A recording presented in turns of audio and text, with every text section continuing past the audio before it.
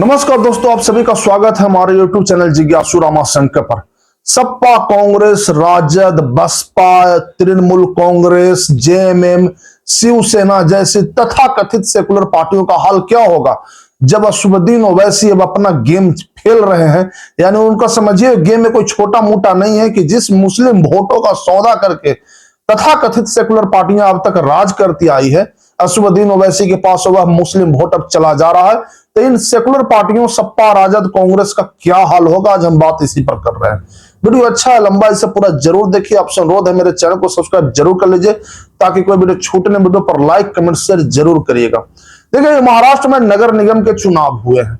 29 नगर पालिकाओं के या नगर निगमों के चुनाव हुए महाराष्ट्र में, जिसमें एआईएमआईएम ने 125 सीटें जीत गया कुल मिलाकर पूरे महाराष्ट्र में। अब समझिए एआईएमआई की जो जीत है ये कोई साधारण जीत नहीं है, क्योंकि असदुद्दीन ओवैसी की राजनीति हैदराबाद से शुरू होती है। मगर अब वह मुस्लिम वोटों का समझिए एक सबसे बड़ा समझिए स्टोरेज यानी वोट बैंक का एक समझिए अपने तरफ खिंचाव करने वाले पार्टी बन गए हैं, और वो भी बिना मांगे। क्योंकि महाराष्ट्र में जो जाकर के सीटें आई है एआईएम की, इस तरह से सीटों का अनुमान तो कोई भी राजनीतिक पंडित नहीं लगा पाया था कि आखिरकार 125 सीटें आ कैसे गया। छत्रपति संभाजी नगर, जिसे पूर्व में औरंगाबाद कहा जाता था, वहां सबसे बड़ी पार्टी जाकर के ये बन चुकी है। दूसरे यानी भाजपा के बाद सबसे बड़ी पार्टी बन चुकी है। करीब वहां 31 सीटें जाकर के आईएम ने जीत चुकी है। महाराष्ट्र में करीब जाकर के मुंबई, जो कि जब बीएमसी का होता है वहां गढ़ होता था भाजपा शिवसेना का, वहां भी करीब 8 सीटें जाकर के बीएमसी में जाकर के आईएम ने जीत चुकी है। और ऐसे तरीके से जीती है जैसे किसी का मैंने कोई अंदाजा भी नहीं था कि आखिरकार एआईएम का इतना बढ़त कैसे हो जाएगा। आपको ये जानकारी होगा कि मालेगांव में समझिए 21 सीटों पर जाके एआईएम की जीत हुई है। तो आखिर क्यों इतना जाकर के एक बड़ा सीट हासिल किया गया महानगर पालिका के चुनाव में, वो भी एक हैदराबाद की पार्टी एआईएम के द्वारा। तो इसके पीछे पता चलता है मुस्लिम वोट बैंक की राजनीति। क्योंकि अब तक जाकर के सपा, कांग्रेस, राजद, चाहे और भी जितने तथाकथित जाकर पार्टियां, चाहे शिवसेना इधर खुद को सेकुलर जो घोषित कर रखी है अभी नए नवेले, पहले तो हिंदूवादी पार्टी थी, उसे ऐसा लगता था जाकर के कि करीब भारत में जो 20% मुस्लिम वोट है वो हमारा है, यानी हमारे पास आएगा। और असदुद्दीन ओवैसी हमेशा इसी बात का जिक्र करते हैं कि हमें अपनी जाकर के एक राजनेताओं के कायदात बनाना होगा जो खुद का आवाज उठाए। अब सोचिए जाकर के कि आखिर मुस्लिमों के पास अगर मुस्लिम लीडर अगर उपलब्ध है, तो फिर आखिर क्यों जाके गैर मुस्लिम को अपना वे लीडर मानेंगे। उन गैर मुस्लिम लीडरों को समझिए तो अभी तक उनसे कोई फायदा नहीं हुआ।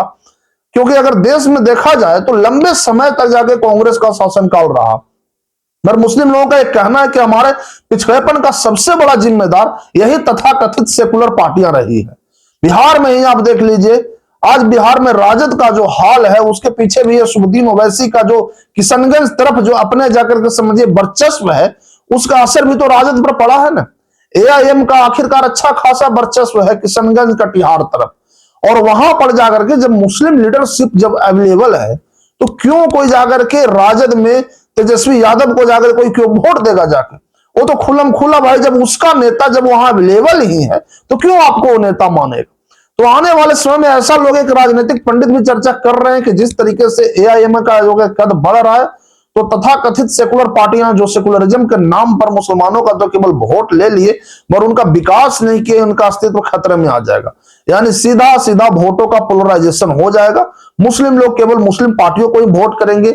जब मार्केट में उनको अवेलेबल ही मिल रहा है मुस्लिम पार्टी, तो क्यों गैर मुस्लिमों का वे वोट करेंगे। और एक सबसे बड़ा इसमें ध्यान देने की बात यह है कि यह पैटर्न जो है ना, ये पहले से जाकर के असदुद्दीन ओवैसी काम कर रहे थे तभी इस मुकाम पर पहुंचे हैं। ऐसा नहीं कि चुनाव से पहले अचानक एक बयान जारी कर दी और मुस्लिम वोट बदल गया, नहीं। वे पहले भी जाकर के हमेशा से बोलते हैं कि मुसलमानों जागो और अपनी कायदात बढ़ाओ। अब यहां पर ध्यान देने की बात है कि मुसलमानों को बोलते रहे हैं भाई कि तुम जिस सेकुलर पार्टियों को वोट दे रहे हो, आखिरकार वो तुम्हें क्या दिया है। बिहार में भी चुनाव हुए समझिए तो करीब 2 महीना से ऊपर हो गया। इससे पहले भी जो 5 साल पहले चुनाव हुआ था, तब भी आईएम ने वहां 5 सीटें बिहार में जीत चुकी थी। आज बहुत से लोग बोल रहे हैं कि एआईएमआईएम बीजेपी का बी टीम है, वोट कटवा है, ऐसा कुछ नहीं है। असदुद्दीन ओवैसी एक स्वतंत्र नेता हैं और वे किसी के टीम में शामिल नहीं है। क्योंकि असदुद्दीन ओवैसी का जो अपना जाकर के राजनीति है, अगर उस हिसाब से अगर मेल देखे तो खैर भाजपा के हुए बी टीम तो किसी भी हाल में नहीं हो सकते। अगर उनको कोई भाजपा का अगर बी टीम बोल रहा है तो समझिए उसे एक राजनीति का समझिए अध्याय में वो चैप्टर पढ़ना होगा कि आखिरकार बी टीम भी अगर कोई बनता है तो कम से कम थोड़ा सा ही सही उसके प्रति उसका विचारधारा मिलता होगा। असदुद्दीन ओवैसी की जो राजनीति है वो अगर आप देखें वो भाजपा की राजनीति है तो वो देखे दोनों में आपको आकाश पाताल का अंतर लगेगा। क्योंकि असदुद्दीन ओवैसी तो स्वाभाविक है नहीं कि भाई किसी को कट्टरपंथ की राजनीति पढ़ा रहे हैं और कह रहे हैं कि नहीं जाकर के हमें अगर वोट नहीं दोगे तो बर्बाद हो जाओगे। वो तो केवल मुस्लिम वोट मांग रहे हैं। और भाजपा भी तो बेचारा खुल करके जाकर के कोई दंगा फसाद थोड़ी करवा रहा है, वो भी तो केवल अपना ही वोट बैंक मांग रहा है, वो भी हिंदुओं का। और वो तो खैर यहाँ है नहीं, भाजपा को कोई भी वोट दे सकता है, जैसे एआईएम को भी कोई वोट दे सकता है। मगर ऐसे लोग मानते हैं कि भाजपा हिंदुत्ववादी पार्टी है और एआईएम जाकर के एक मुस्लिम कम्युनिटी की पार्टी है, तो आखिर कोई बी टीम कैसे किसी का हो सकता है।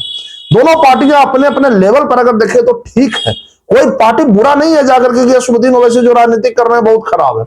असदुद्दीन ओवैसी राजनीति कर रहे हैं और खुल करके कर रहे हैं और वो अपने मुस्लिम भाइयों को ये बताना चाह रहे हैं कि आप जो है सो जाकर के बहुतों दिन तक सेकुलरिज्म के नाम पर, भाजपा को हराने के नाम पर उन पार्टियों को वोट दिए जिन पार्टियों ने आपका ध्यान नहीं रखा।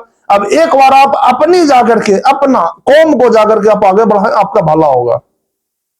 तो असदुद्दीन ओवैसी यहां पर कहां गलत है? असदुद्दीन ओवैसी तो वही कह रहे हैं कि जिस तरह से सपा राजद कांग्रेस ने आपका केवल वोट लिया है और आपका जाकर के कुछ विकास नहीं किया, और वही जाकर के पैटर्न आज महाराष्ट्र में भी देखिए कि सेकुलरिज्म के आड़ में जाकर के राजनीति तो बहुत लंबे समय तक खेला गया।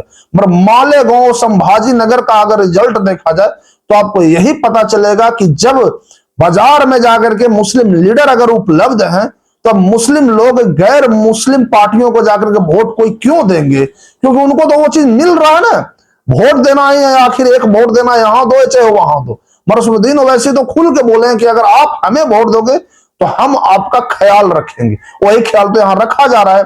और भाजपा के साथ बी टीम होने का कोई मतलब ही नहीं है, क्योंकि भाजपा एक बाजार में समझिए ऐसा बना हुआ है पैटर्न नहीं कि हिंदूवादी पार्टी है। और एआईएम के लोग मुस्लिम पार्टी के तौर पर अगर जान रहे हैं तो खैर दोनों का एक दूसरे से अंदरूनी टाई अप होना इम्पॉसिबल है। ऐसा हो ही नहीं सकता जाकर के कि असदुद्दीन ओवैसी भाजपा के प्रभाव में काम करे, स्वतंत्र रूप से काम करने वाले जाकर के व्यक्ति हैं। और ऐसे हुए निजी जीवन में देखा जाए तो बैरिस्टर भी है, पूरा उनको लोग गर्व से बोलते हैं बैरिस्टर असदुद्दीन ओवैसी। तो यहां देखने की बात है कि कोई जाकर के यहां भेदभाव नहीं किया जा रहा है कि नहीं आप हमें वोट नहीं दोगे तो ये हो जाएगा वो हो जाएगा।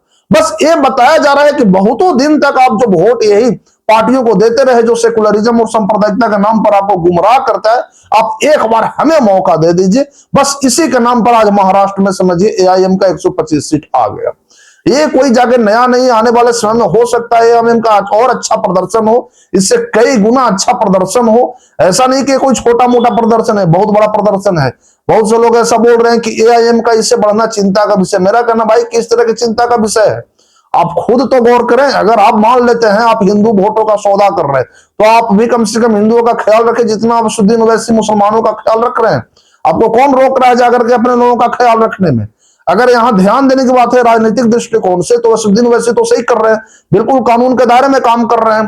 तो ये मुस्लिम वोटों का जो सौदा हो रहा था इससे एक चीज जरूर फायदा होगा भाजपा को भी आने वाले समय में, क्योंकि तथाकथित सेकुलरिज्म के नाम पर जो भी हिंदू वोट बट जाते थे अब कम से कम उन हिंदुओं को भी समझ आएगा कि हमें भी मुस्लिमों की तरह अपना जाकर के जो ध्यान रखे उसी को वोट दे।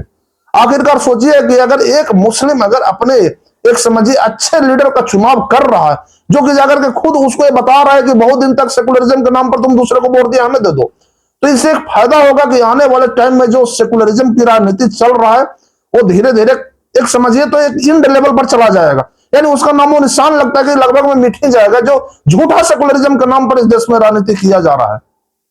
आने वाले समय में सेकुलरिज्म का एक शब्द जो है वो केवल संविधान में ही रह जाएगा। और जिस तरह से सेकुलरिज्म के नाम पर एक वोट बैंक का यहाँ बाजार बना हुआ, डराया जा रहा है कि वो पार्टी सांप्रदायिक है, उसे वोट दोगे तो तुमको ये कर देगा वो कर देगा, बर्बाद कर देगा, नुकसान पहुंचा देगा, हमें वोट दो हम तुम्हें ख्याल रखेंगे। तो ये सब सौदेबाजी आने वाले समय में बंद हो जाएंगे, क्योंकि असदुद्दीन ओवैसी को ये सब साफ कहना है कि बहुत हो गया जाकर के सेकुलरिज्म का एक खेल, खुल करके अपना कायदात बढ़ाओ। इससे मुस्लिम वोट और हिंदू वोट भी खुलेआम ध्रुवीकरण हो जाएंगे और बीच में जितने भी सेकुलरिज्म के नाम पर पार्टियां चल रही है उनका भी वही हाल होगा, जो एकदम समझिए बर्बादी वाला हाल, पतन वाला हाल हो जाता है। देखिए आपका क्या कहना है मुझे कमेंट करके तो जरूर बताइए। वीडियो अच्छा हो तो लाइक कमेंट शेयर जरूर करिए, चैनल को सब्सक्राइब करना ना भूलिए। धन्यवाद।